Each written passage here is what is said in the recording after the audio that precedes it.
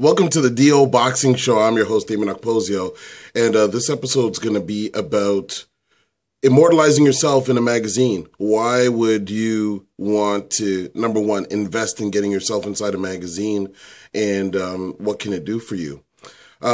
There's a couple things. When it comes to the magazines, a lot of people have always told me, oh, everything's going to be going to a digital age. People have been saying that to me for the better part of a decade. And why don't you put your magazine online? And, I may come to that stage at some point. But even if I do go to an online version of the magazine, I'm always going to have print, and print always stays strong with me, because even when it comes to a lot of events that I do, and I promote a lot of events every year all over the place, I always find that no matter what you put on the internet or on Facebook, you get a better turnout when you can have put something in somebody's hands, see them face to face, have a conversation with them, and they have something to hold on to that they can go and pin up somewhere, as opposed to having to read it off their phone. Now, granted, a lot of people are more used to taking the information down from their phone or setting their alarm on particular events, but I think paper is always going to be around, and I'm a very big fan of it. A lot of people are still getting $1 million deals for books, and why is that? When you look at the hubs for cities like Toronto and Montreal and different places, the internet is in abundance and technology is very high. But when you go an hour, 2 hours, 3 hours, 4 hours outside of city hubs, then you're getting into areas where it's a little bit more remote and people do things in a little bit of an older way, in terms of they may not put as much emphasis on the internet. And also, when people are really busy, like guys that are in the gym all the time in a lot of remote areas, they're not going to be reading the majority of their content off a tablet. They're going to be reading it in magazine form, because you can take it anywhere and it'll last long. So the immortality of magazines, I'm going to show you.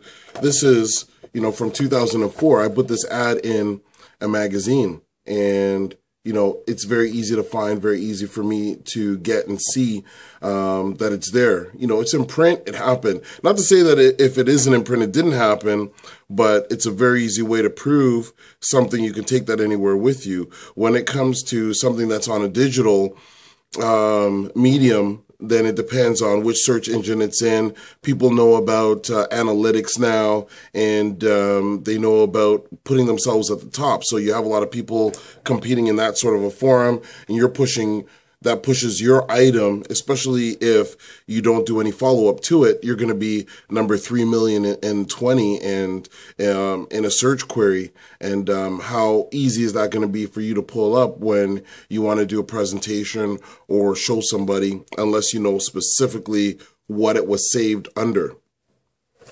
Not only that, but nowadays I use my magazine, and I have been using my magazine for a long time, as a business card.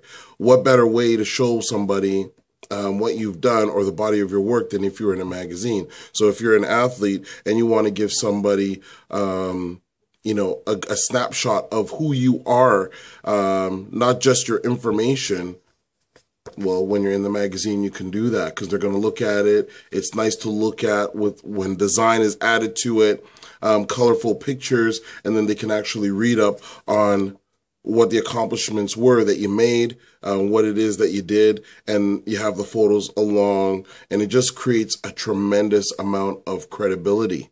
So that's why I keep pushing my magazine, and why I will continue to push it right up until, I'm out of the game. And I don't see that happening for at least another 40 years. But, again, print, Fitzroy Vanderpool, 17 years ago, bam, I could pull that up. And then today, you can compare the two. You can hand them off. You can use it as a resume. You can use it as a point of reference. It creates instant credibility. So what's that worth to you? And you got to think, when you're trying to build yourself as a business, what tools are you using to build yourself as a business?